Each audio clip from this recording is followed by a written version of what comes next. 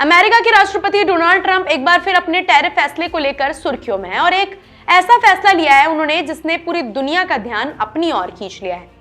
उन्होंने वैश्विक आयात पर प्रस्तावित टैरिफ को 10% से बढ़ाकर 15% करने का फैसला कर दिया है और ये कदम ऐसे समय पर आया है जब supreme court of the United states ने उनके पहले लगाए गए व्यापक टैरिफ को अवैध करार दे दिया था। यानी एक तरफ कोर्ट का साफ कहना है कि 1977 के international emergency economic powers act IEEPA के तहत राष्ट्रपति को सीधे टैरिफ लगाने का कोई अधिकार ही नहीं है, क्योंकि अमेरिकी संविधान के अनुसार टैक्स और ड्यूटी लगाने की शक्ति कांग्रेस के पास होती है।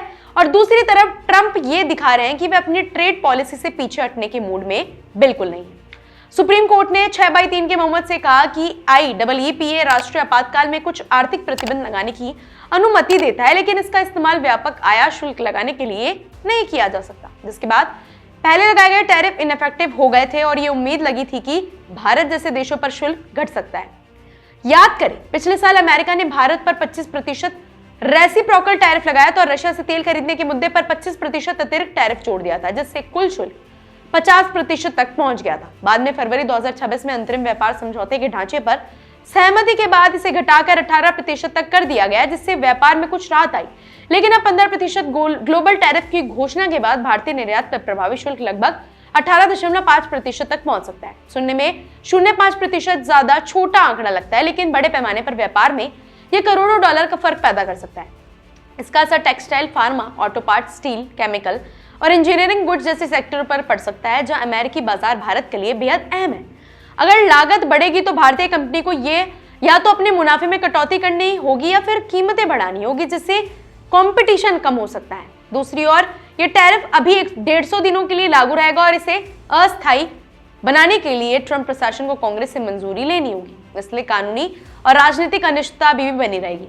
ट्रंप ने अपने बयान में सुप्रीम कोर्ट के फैसले को अमेरिका विरोधी बताते हुए कुछ जजों की खुलकर तारीफ की, जिससे ये मुद्दा केवल आर्थिक नहीं बल्कि राजनीतिक बहस का केंद्र भी बन गया है।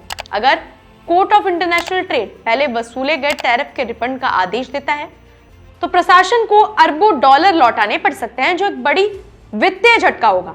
वहीं ट्रंप का तर्क है कि अमेरिका को दशकों से व्यापार घाटे और अनफेयर कंपटीशन का सामना करना पड़ा है, इसलिए सख्त टैरिफ जरूरी है। लेकिन बड़ा सवाल यह है, क्या बार बार बदलती टैरिफ नीति से वैश्विक निवेशकों और व्यापार भागीदारों का भरोसा मजबूत होगा या कमजोर?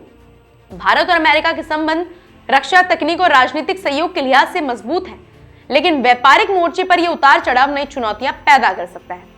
आने वाले महीने में यह देखना अहम होगा कि क्या कांग्रेस इस टैरिफ को स्थायी रूप देती है, क्या भारत कोई जवाबी कदम उठाता है और क्या दोनों देश फिर किसी नए समझौते के जरिए स्थिरता लाने की कोशिश करते हैं। फिलहाल इतना साफ है कि इस फैसले ने वैश्विक बाजारों में अस्थिरता बढ़ा दी है और भारत के निर्यातकों को अब नई रणनीति के साथ आगे बढ़ना होगा।